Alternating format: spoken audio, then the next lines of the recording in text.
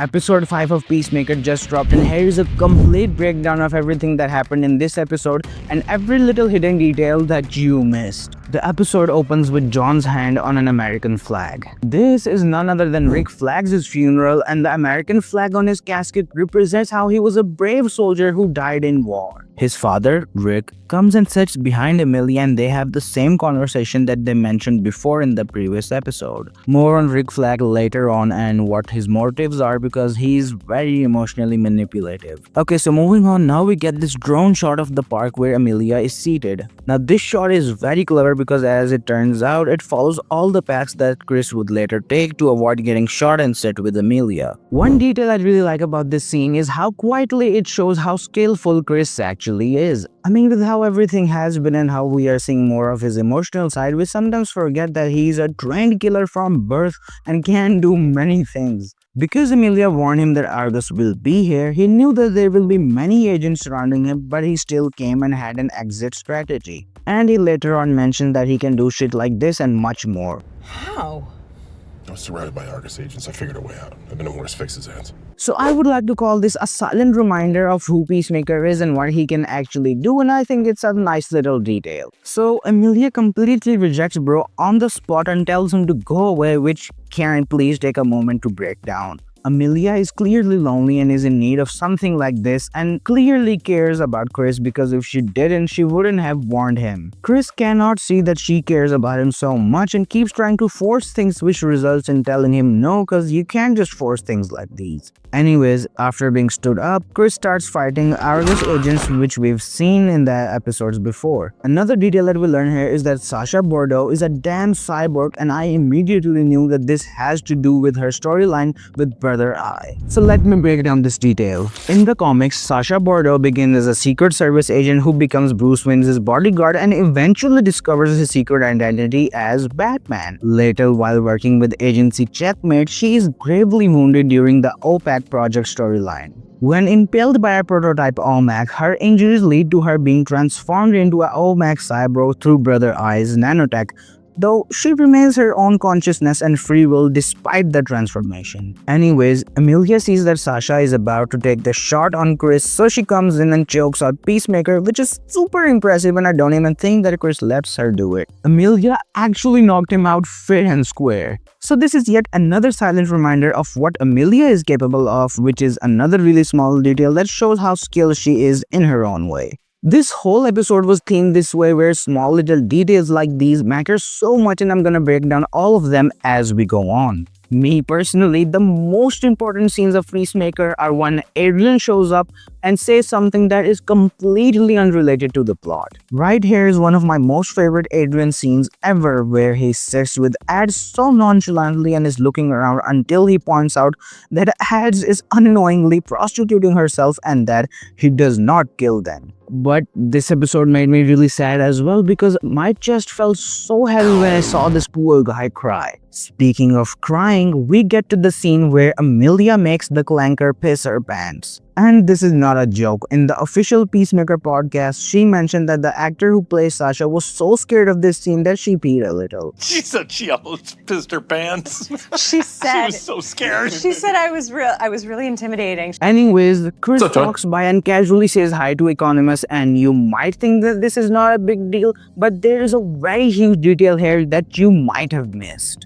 I talked about how there are silent reminders in this episode till the end, and this is one of them. So Chris never knew that Economist still worked at Argus, and even if he did, he never knew that Economist was spying on him for 6 months. But in the previous episodes, Ads shows Chris this picture, and when asked, she says that she has a friend at Argus, and Chris says this. Gonna pretend like I don't know who that is. So this casual John? hi is a silent reminder that Chris knows what Economist has been up to all this time, and it isn't a shock to him, which is why he just casually said hi. After this, Amelia takes him away for a moment and asks him to book Peacemaker? I don't understand what this means or how Argus works, but my best guess is that you can book literal criminals and legally take them out. Peacemaker gets interviewed by Rick, who tells everyone to leave and wants to fight Chris. He shows great respect and says he feels guilty every day, which is not a lie, because in season 1 he does face muscle exercises while thinking about Rick Flag.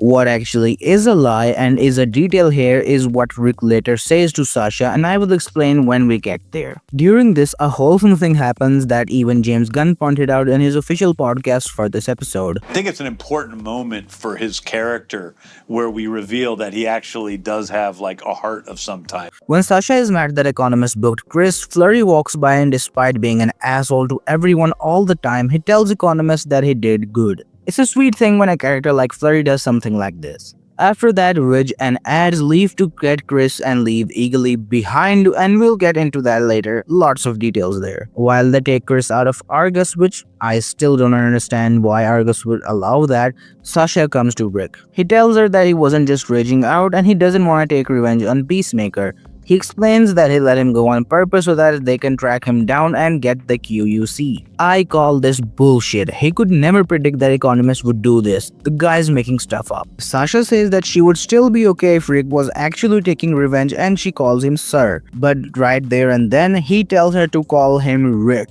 This is a trick he used with Emilia as well to get closer to people and emotionally manipulate them. Okay, Mr. Riz Flag. Moving on, now we see Red, who thinks he killed Eagerly, but he comes back with an army of eagles and turns out he is indeed the Prime Eagle. Now, Economist made up that another eagle came and hit him, and that actually happens now, which is obviously a gag scene. It seems that Red made up the Prime Eagle thing and now it is actually happening, which feels like a gag scene as well, and it felt like a bit joke. So what's up with that? Well, James Gunn is known to set up major plot lines with animals, and in the podcast, he never said that this is a gag or a funny bit, and he actually said that Eagerly is the Prime Eagle. So best theory here is Chris is someone far more important than we think he is, because a Prime Eagle is close to him for a reason, and it could also be that Eagerly is a multi-dimensional creature meant to protect things and knows that Chris has access to other dimensions. I know it sounds silly, but it is what it is. But Michael Rooker will be coming back, and it is officially confirmed that he will be playing The Flash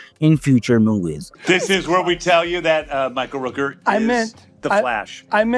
This is huge news that James Gunn just confirmed himself in the podcast. Anyways, now Chris decides to go to the other world and close the door behind him forever. Judo Master follows him, but Chris leaves a note that says how he loves all of them, but he deserves to do good in the other world where he thinks he's supposed to be. This is obviously because he doesn't know everyone is a racist Nazi there. While reading this, Adrian literally cries, and this is another silent reminder on who Adrian really is. He was always told to be this emotionless person, but I never really saw him like that.